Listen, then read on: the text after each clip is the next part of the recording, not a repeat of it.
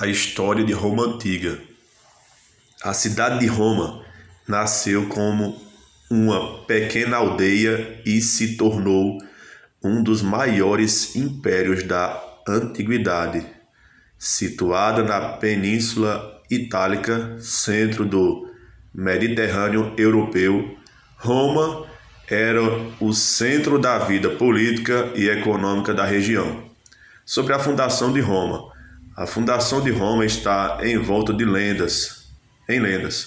Segundo a narrativa do poeta Virgílio, em sua obra Eneida, os romanos descendem de Enéas, herói troiano que fugiu para a Itália após a destruição de Troia pelos gregos, por volta de 1400 a.C.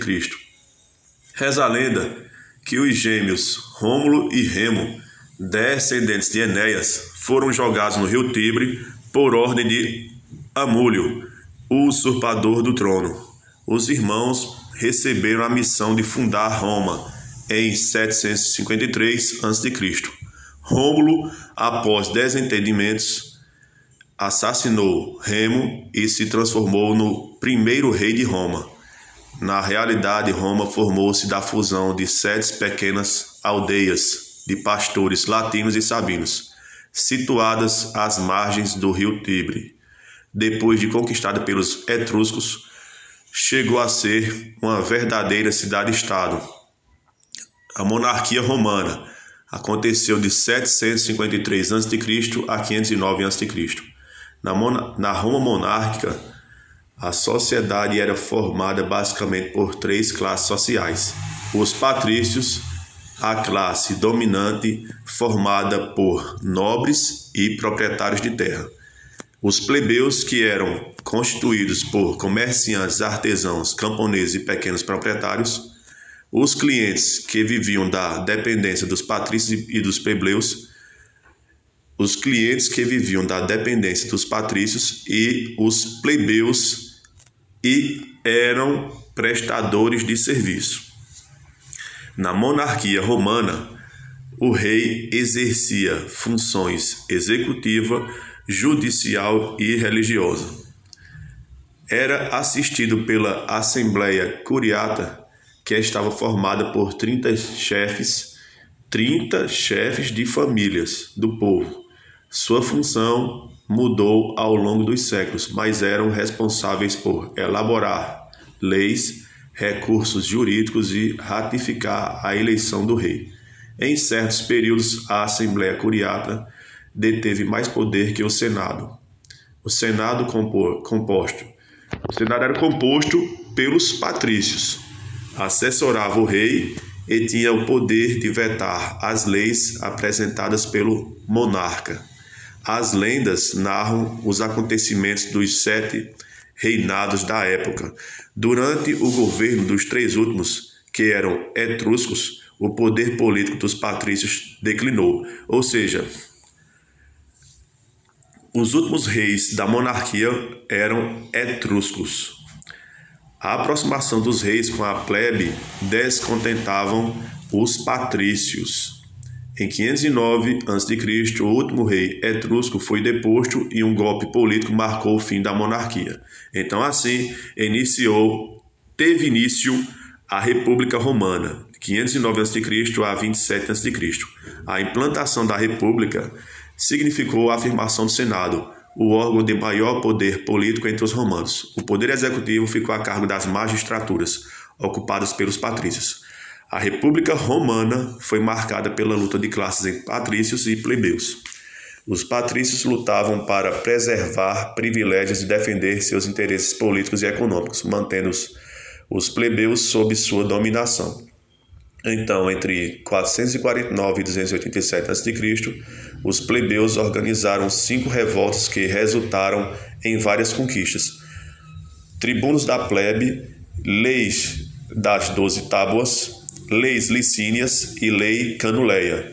Com essas medidas, as 2 classes praticamente se igualaram.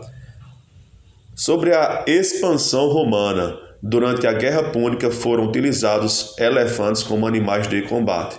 A primeira etapa das conquistas romanas foi marcada pelo domínio de toda a Península Ibérica a partir do século IV a.C. A segunda etapa foi o início das guerras de Roma contra Cartago, chamadas Guerras Púnicas. Em 146 a.C., Cartago foi totalmente destruída. Em pouco mais de 100 anos, toda a bacia do Mediterrâneo já era de Roma. A crise da República. Na República Romana, a escravidão era a base de toda a produção, e o número de escravos ultrapassava os de homens livres. A violência contra os escravos causou dezenas de revoltas. Uma das principais revoltas de escravos foi liderada por Espartaco entre 73 e 71 a.C., à frente das forças rebeldes. Espartaco ameaçou o poder de Roma. Para equilibrar as forças políticas em 60 a.C., o Senado indicou 3 líderes políticos ao consulado. Eram Pompeu, Crasso e Júlio César, que formaram o primeiro triunvirato, Pompeu, Crasso e Júlio César. Após a morte de Júlio César, foi instituído o segundo triunvirato, constituído por Marco Aurélio, Otávio Augusto e Lépido. As disputas de poder eram frequentes. Otávio recebeu do Senado o título de príncipes, primeiro cidadão. Foi a primeira fase do Império disfarçado de República. No Império Romano, assim iniciou o Império Romano. Depois da crise da República, iniciou o Império Romano. O imperador Otávio Augusto reorganizou a cidade, reorganizou a sociedade e a cidade romana. Ampliou a distribuição de pão e trigo e de divertimentos públicos. A política do pão e circo vem do imperador Otávio Augusto. Depois de Augusto, várias dinastias se sucederam. Entre os principais imperadores estão Tibério, Calígula, Nero, Tito, Trajano, Adriano e Marco Aurélio. Sobre a decadência do Império Romano, a partir de 235, o Império começou a ser governado pelos imperadores, soldados cujo principal objetivo era combater as invasões. Do ponto de vista político, o século III caracterizou-se pela volta da anarquia militar. No período de apenas meio século, Roma teve 26 imperadores, dos quais 24 foram assassinados. Com a morte do imperador Teodósio em 395, o Império Romano foi dividido entre seus filhos Honório e Arcádio. Honório ficou com o Império Romano do Ocidente, capital Roma, e Arcádio ficou com o Império Romano do Oriente, a capital Constantinopla.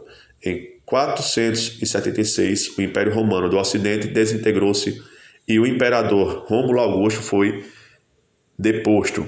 O ano de 476 é considerado pelos historiadores um marco divisório da Antiguidade para a Idade Média.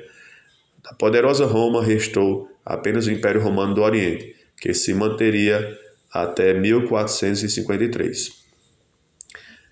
Sobre o Império Romano, devido à expansão territorial durante o Império, os romanos passaram a representar 25% da população mundial. Os canhotos eram vistos como pessoas de má sorte e não confiáveis. Essa crença permaneceu até pouco tempo, quando as crianças eram obrigadas a escrever com a mão direita. Os romanos prezavam muito pela higiene. As classes abastadas tinham água encanada em casa e os pobres possuíam fontes perto de suas residências. Igualmente, iam regularmente aos banhos públicos. A urina era aproveitada para diversos fins por conta do ácido e outros componentes. Usavam para clarear os dentes, lavar a roupa e fazer moedas. Então, essas são curiosidades sobre o Império Romano.